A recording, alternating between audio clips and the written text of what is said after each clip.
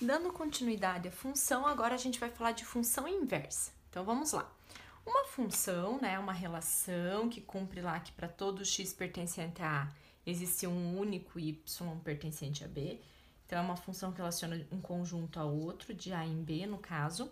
A função inversa, a gente vai usar essa simbologia, tudo na matemática, matriz inversa, função inversa, número inverso, né? E a função inversa vai fazer o processo contrário da função dada. Ela vai de B para A, ela vai fazer a volta, certo? Vamos entender isso através de diagrama. Então, a gente tem o diagrama aqui, conjunto A e o conjunto B. A nossa função f, ela faz o quê? Ela vai de A para B, esse é o sentido.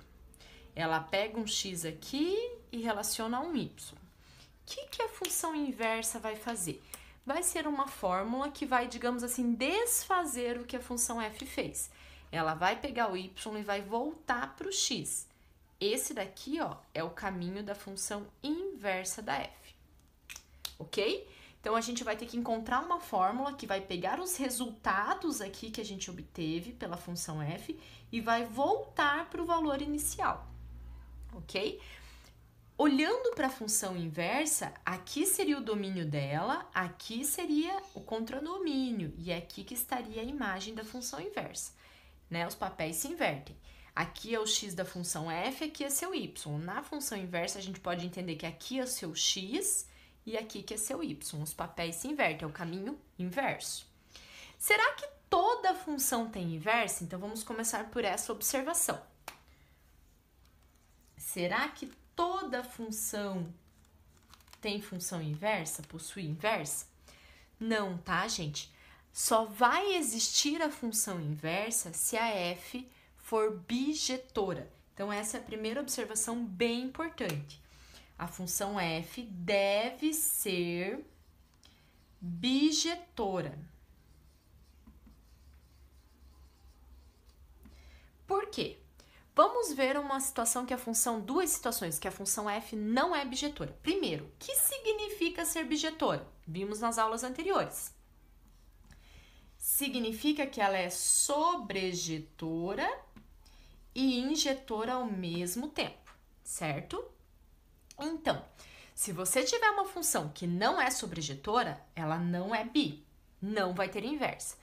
Se você tem uma função que não é injetora, ela não vai ser bi, não vai ter a inversa. Então, vamos pegar um exemplo que não é sobrejetora e um exemplo que não é injetora, para vocês verem qual é o problema. Então, um exemplo que não é sobrejetora. Se não é sobrejetora, vai sobrar valores aqui no segundo conjunto, certo? Um exemplo que não é injetora vai ter que repetir imagem. Então, vamos pensar aqui. Fazer bem simplesinho a relação aqui.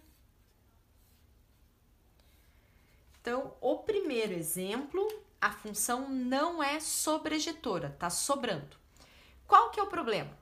A função f faz esse sentido. A função inversa faz o contrário. Quando eu for fazer o contrário, esse valor volta para esse valor volta para esse. E qual é o problema? Temos um valor que não tem para quem voltar. Então, a relação daqui para lá não seria função. Tá sobrando um valor sem resultado, sem correspondência. Isso não pode acontecer. Você não tem uma função. Então, observem que tem que ser sobrejetora para não acontecer isso. Agora, vamos ver um exemplo que é sobrejetora, não está sobrando, mas em contrapartida, ela não é injetora. Tem valor, ó, resultado repetindo. Então, vamos fazer o processo inverso. A função f vai da esquerda para a direita. A inversa faz o processo contrário. Esse elemento vai voltar para esse, tranquilo. Esse elemento vai voltar para esse e para esse. Pode acontecer isso numa função? Um valor ter dois resultados? Não. Então, daqui para lá não seria função. Então, essas situações não possuem função inversa. Para a função, né, ter a função inversa, para f, ter a f elevado a menos 1, para existir a função inversa, obrigatoriamente a nossa função tem que ser bijetora. Dando continuidade aqui, como que a gente obtém a sentença da inversa? Então, vamos fazer um exemplo, tá? Digamos que a minha função dada é essa daqui, 2x mais 1, ok? É a minha função da esquerda para a direita, do conjunto A para o conjunto B.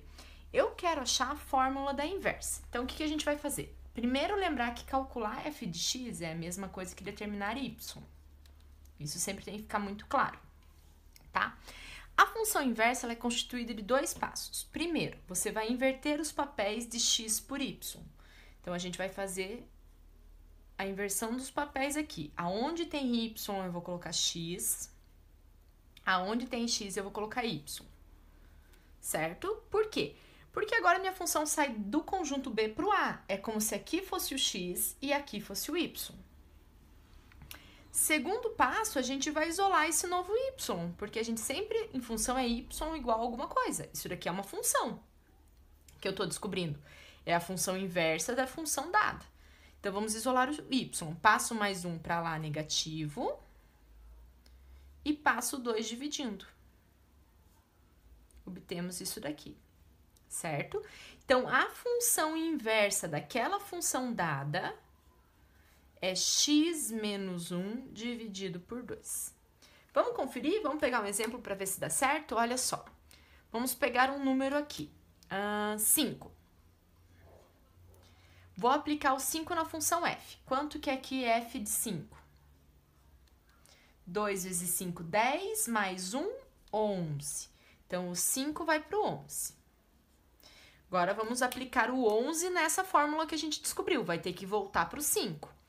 Então, agora, eu vou aplicar aqui, ó, f menos 1 no valor 11, no ponto 11. Vai ficar 11 menos 1, 10, dividido por 2, 5. Voltou o 11 para o 5. É isso que a função inversa faz, certo? Tem alguma outra forma de eu descobrir esse 5? Olha só, a forma para descobrir a sentença da inversa são esses dois passos. Só que quando a gente tem número envolvido na jogada, a gente consegue fazer de outro jeito. Digamos que um exercício pediu o seguinte: quanto é... Vou fazer aqui no cantinho. Quanto é f menos 1 de... vamos pensar aqui... 7. O exercício perguntou isso. Você não quer determinar a função inversa para depois trocar o x por 7. Daria para fazer isso? Daria. Ó, 7 menos 1, 6. 6 dividido por 2, 3. Quer dizer, o 7 está aqui e a função inversa leva ele para o 3. Mas será que eu conseguiria chegar no 3 sem descobrir, sem determinar a fórmula da inversa? A resposta é sim. Olha só, se você entendeu que esse 7, quando eu aplico na função inversa, é porque ele está no conjunto B. Se você entendeu isso, você entendeu que a hora que você aplica a função em algum valor no conjunto A, tem que dar 7, não é essa a ideia? Então, você pega a fórmula da sua função e iguala a 7. Conseguiram entender? De novo. A fórmula da função igual a 7, quer dizer que o resultado dessa função tem que dar 7, porque o 7 está no conjunto B, o 7 é resultado da função f, é y. Então, estou procurando um número que a hora que eu aplico a função f dá resultado 7. Passo mais 1 para lá negativo e passo 2 dividindo. Olha o valor que a gente encontrou, 3, que é esse número. Quer dizer que se eu pegar x igual a 3, trocar nessa fórmula, a resposta é 7. Que, por outro lado, significa que se eu pegar a fórmula da inversa, trocar o 7 no lugar do x, vai dar o resultado 3. Então, quando você tem valor numérico, ele quer a função inversa de um valor, você tem dois jeitos de fazer. Você pode igualar a função a esse valor, ou você pode encontrar a sentença da inversa e depois substituir por esse valor. Agora, quando ele pede a fórmula, a sentença, aí você tem que descobrir a fórmula mesmo da função inversa. E para finalizar, vamos falar um pouquinho sobre o gráfico da função inversa. E agora, então, falando do gráfico da função inversa. Olha só. Seguinte, então, vamos desenhar aqui plano cartesiano, os eixos ortogonais. E vamos supor que o gráfico de uma função f é essa curva aqui, ó. Esse é o gráfico da função f. A gente consegue obter o gráfico da função inversa fazendo a seguinte... Corta.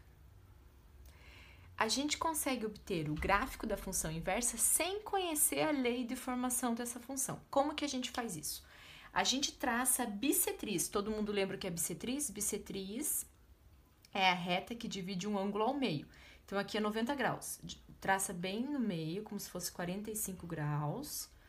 Vai traçar a bissetriz dos quadrantes ímpares. Lembra quadrante primeiro, segundo, terceiro e quarto. Então, essa daqui é bissetriz dos quadrantes ímpares. Certo? Ok? Então, você vai traçar essa bissetriz e vai fazer a reflexão dessa curva em relação a essa bissetriz. Imagina que aqui é um espelho e reflita essa curva.